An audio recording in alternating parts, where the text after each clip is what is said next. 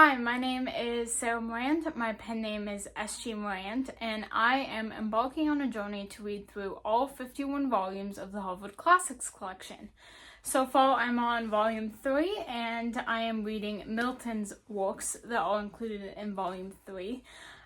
Somebody told me that Paradise Lost is included in a later volume, so instead of talking about that after I'm done with the two short prose pieces from Milton in volume 3, I'm going to wait to talk about Paradise Lost until I actually get to it in the Harvard Classics collection, which is good because I started reading it. I have a separate copy that I started reading, and it's taking me a long time to get through, so I'm glad to have a little extra time to work on that one.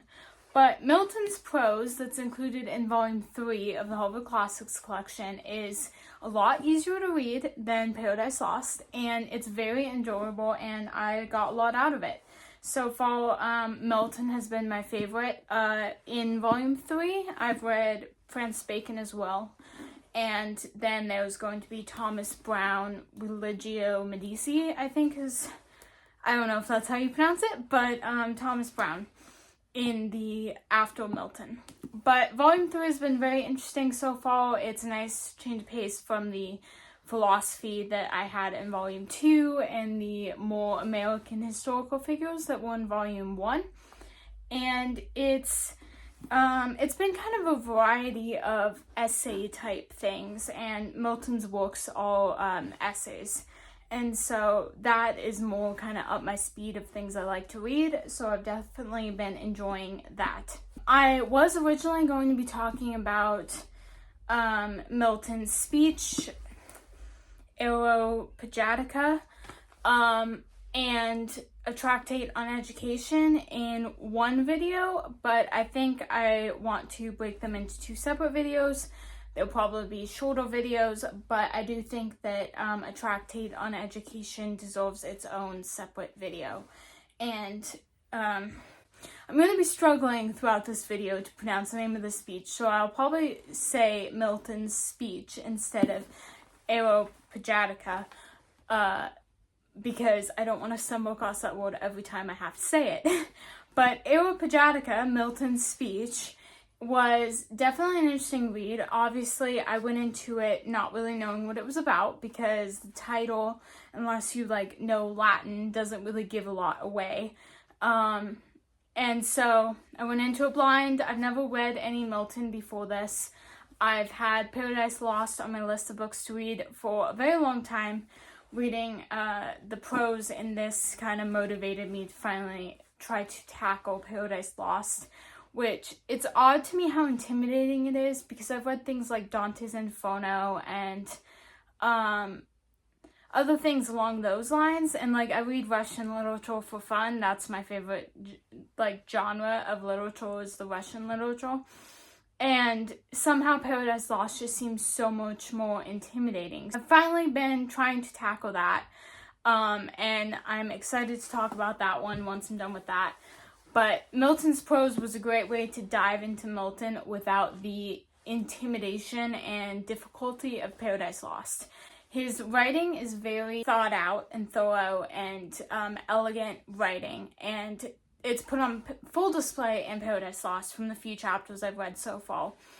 But it's put on lesser display in his prose in a way that you can tell that he's a magnificent writer, and you can get a sense of his style of his writing without being overwhelmed by it. Because if you're not used to Milton, I think that it's very hard to start with something like Paradise Lost. I think starting with his prose is the way to go because it really gives you an idea of who he was, what his writing was like, without being thrown in the fire immediately. So, the Aeropagitica, Milton's speech, was written on the freedom of the press, and it was an imitation of the Logos of Areopagiticos by Isocrates. So that's kind of where the name of it came from, and I don't know anything about that, so I can't really talk on that at all, but the introduction to the speech said that it was an imitation of that work. So that's probably where Milton got the name from. During the ascendancy of Laud in the Church of England, restrictions were placed on the printing of books. And so that caused Milton to write, that was one of the contributing factors to Milton writing this speech. Another contributing factor was that soon after that, Presbyterian members of Parliament passed orders suppressing opposing religious and political views, especially in the realm of writing, written works, newspapers, books, publications, etc. And they made it so that you had to go through their specific publishing houses and get approval, and it had to be approved by various parties, and it was just completely suppressing freedom of the press. Milton's pleas through the speech that he offered did not produce immediate effect, but it's one of his best examples of prose, this speech. Before the speech begins, there's a section that is titled "The Order of the Long Parliament for the Regulating of Printing," and this is a description of this. Well, it's the actual order that was passed that prohibited printing and suppressed freedom of the press. This order that caused Milton to write this speech. And so it's really nice to have that included before the speech begins, because it gives you an idea of what exactly he was writing to refute. And there were other things going on at that time, like the Church of England stuff, and I'm sure other stuff as well. But this one order was really kind of the nail in the coffin for Milton, and it caused him to write this speech. And so having that included before the actual speech is very helpful, and I think a wise contribution on the part of the Harvard Classics. The order includes the requirement to license a book, pamphlet, etc. through the Stationers' Company, and the ability of the House of Peers, Commons House, and others to search for and deal out punishment to individuals and organizations engaging in illegal printing. So not only did it wasn't just like a word, empty words. They actually carried this stuff out. They went around destroying printing presses. They had people facing various punishments for illegal printing that didn't include licensing the book and getting approval from their authorities before distributing anything. So even like pamphlets and stuff that an independent printer might make were not allowed without proper licensing. And so it was understandable why Milton was so upset. And I think this particular speech is very meaningful in our day and age, because while freedom of the press, freedom of the printing press, books and stuff, is still around in America, freedom of all First Amendment rights is being compromised in various ways, a lot of them more subtle than outright banning of books. And that would be like banning people on social media, etc., for disinformation, things like that. And so this is a very, very important speech, I think, in our present day and age, as well as in Milton's time. And after reading books like 1984, it's very telling to me how important writing and publications and freedom of speech, etc., is for a free nation, a free environment. And books hold immense power, and the banning of books, although we may not agree with them, is not something that we should seek after. It's something that we should be aware of the differences between people and try to find ways to deal with those differences without outright banning things, because it doesn't solve the problem. It only encourages people to seek out those banned sources from worse environments than they might have otherwise. And so I really enjoyed this speech. I thought it was very very practical in the current day and age, the current political environment, etc. But I definitely think that that's something really interesting about a lot of these things in the Harvard Classics is they were written a very long time ago. This was written in the 1600s, I believe. And there's so many practical applications to the current day and age, even for works that were written hundreds of years ago and written on different continents and written by people who we may not agree with completely in various areas.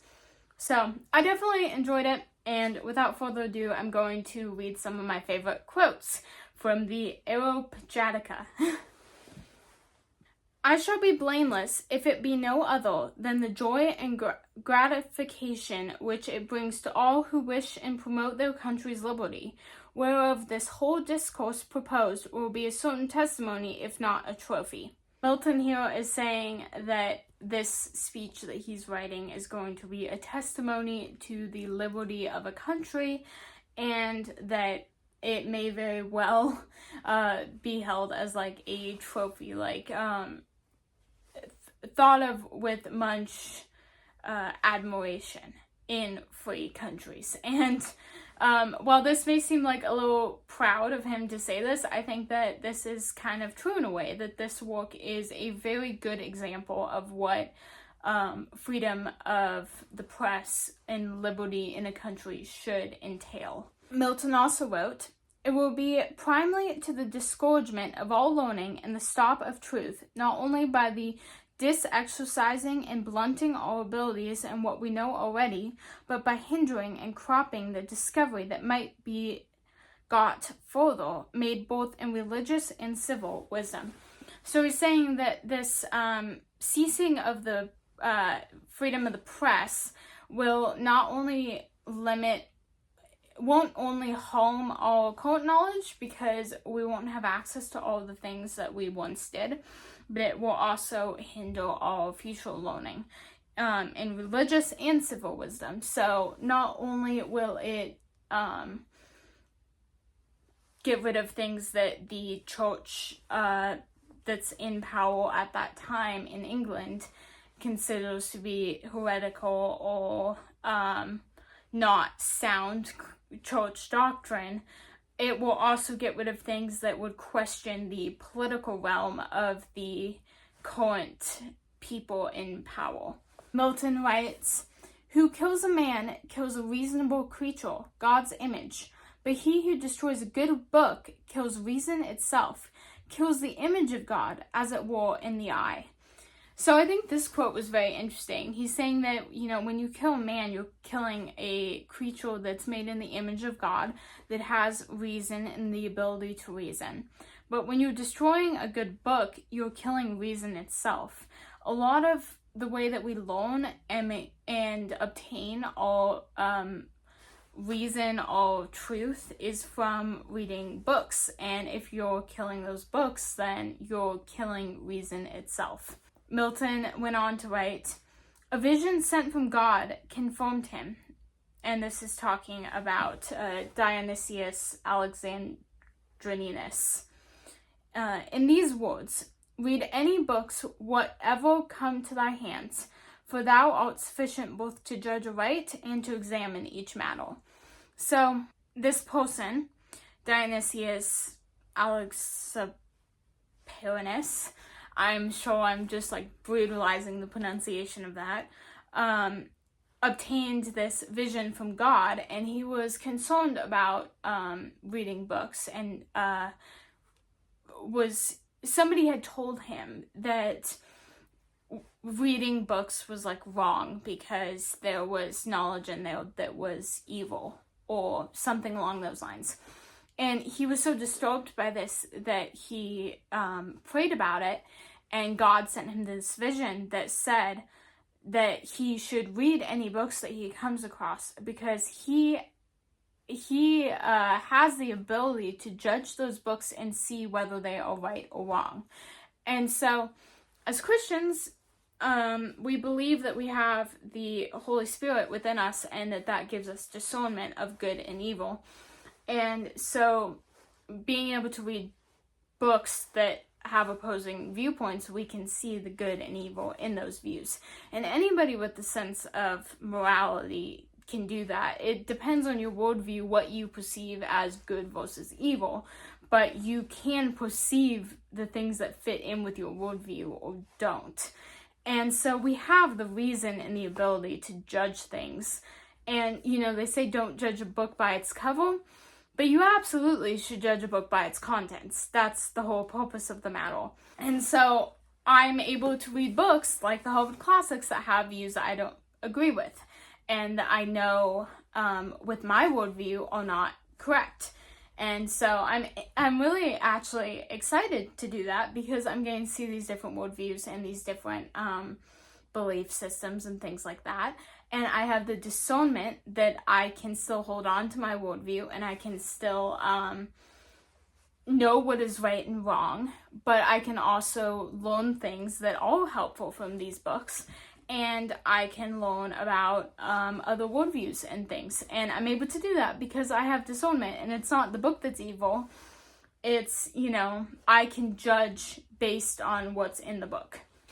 And along those same lines, Milton wrote, "The knowledge cannot defile, nor consequently the books, if the will and conscience be not defiled." So he's saying, the book itself is not the problem. If you have a pure heart, if you know what is right and wrong, the book by itself is not going to change your mind. And, you can look at something and be like, yeah, I don't agree with that. And you can just decide, well, I'm not going to even finish that book, or you can finish it, and it's still not going to change your mind. It's not like the book is it's not going to hurt you. You can read it and make up your mind for yourself and say, yeah, I don't agree with that. Just because you read it doesn't mean you have to accept everything within it. Milton also wrote, "Good and evil, we know, in the field of this world, grow up together almost inseparably. And the knowledge of good is so involved and interwoven with the knowledge of evil, and in so many cunning resemblances hardly to be discerned, that those confused seeds which were imposed on Psyche as an incessant labor to cull out and sort asunder were not more intermixed." So he's saying that good and evil kind of grow up together in this world that we're in. You can't have good completely separate from evil. There's going to be some intermixing in our present situation. And as in the Greek myths, Psyche had this eternal punishment that, I can't remember if it was he or she, but Psyche had this eternal punishment where they had to pick out the seeds from two different seeds from a pile, and they're just like these little tiny seeds, and they're so mixed up, and then they get mixed up again once he's finished, and all of that. So it's this really good analogy here of what it is like, and that sometimes you look at a book and there's a little bit of good in it, but there's also a little bit of evil, and that you can't fully separate the two sometimes. Milton wrote, "When God gave him, Adam, reason, he gave him freedom to choose, for reason is but choosing. He had been else an artificial Adam." So he's saying that, the freedom to choose is part of living, and it's part of being real. And if God hadn't given Adam the freedom to choose, then he would be artificial. He wouldn't be a real man. And so Milton just keeps making this point over and over again, that we have the freedom to choose on what we read, what we consume. We have the freedom to discern. And so banning books is not the answer to the problem. It's teaching us how to have a good moral discernment. Right? This obstructing violence meets, for the most part, with an event entirely opposite to the end which it drives at. Instead of suppressing sects and schisms, it raises them and invests them with reputation.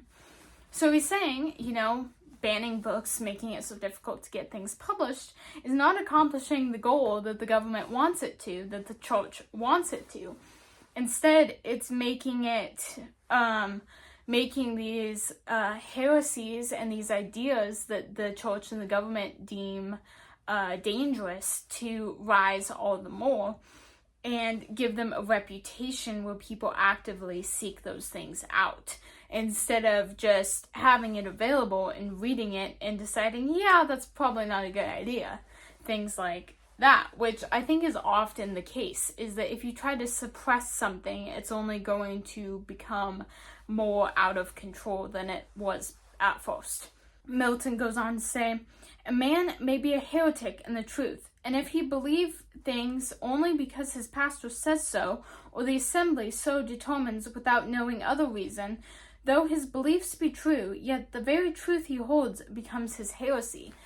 And so Milton is saying there that you have to discern things for yourself. If you just believe what other people tell you, then that belief is not real belief. And in a Christian sense, it's in fact heresy if you're just believing what other people say without actually believing anything for yourself. Like learning the information and actually believing it for what it is, instead of just the fact that somebody told you you should believe it. He writes, the light which we have gained was given us not to be ever staring on, but by it to discover onward things more remote from our knowledge. He's saying that the understanding we have was not meant to be just held on to and hidden away. It was meant to guide us forward to greater understanding and greater knowledge. Milton says, where there is much desire to learn, there of necessity will be much arguing, much writing, many opinions, for opinion in good men is but knowledge in the making. He also says, give me the liberty to know, to alter and to argue freely according to conscience above all liberties.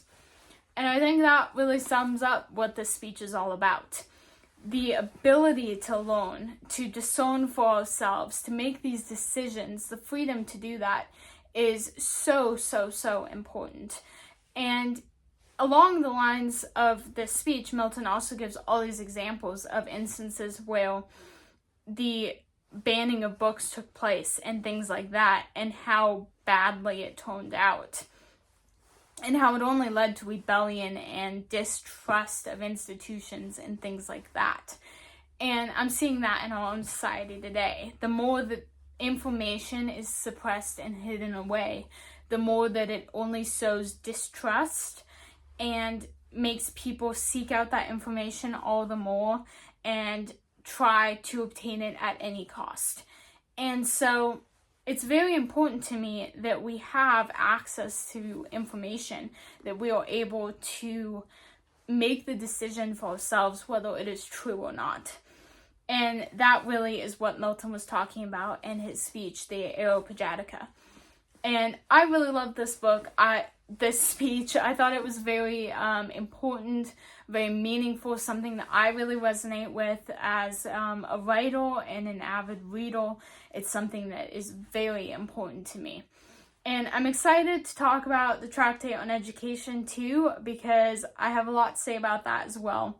I think these two speeches, writings by Milton, are stuff that I'm very passionate about in my current situation and in my past situation. And so I'm excited to talk about that. If this is the type of video that you like, make sure to subscribe to stay tuned for all the Harvard classics that are to come. I have a ways to go. And if you like this video, make sure to like it. And leave a comment down below what you think about Milton's take on freedom of the press. If you have any good historical authors and things that wrote about the same issue. I'm interested to see what all there is for like American writers who talked about this, because I feel like this was probably a bit of an issue during like Civil War times and Revolutionary War times, etc. And I know that along with freedom of the press and lack of freedom of the press, both of those things comes the issue of propaganda being spread as well. And in our modern age, artificial intelligence creating things that are not true at all and spreading that in among all other resources. So there's a lot of really interesting issues at play here, and if you want to share your opinions on freedom of the press or anything like that down below. Feel free to do that. I'd love to read your comments. And stay tuned for the next video.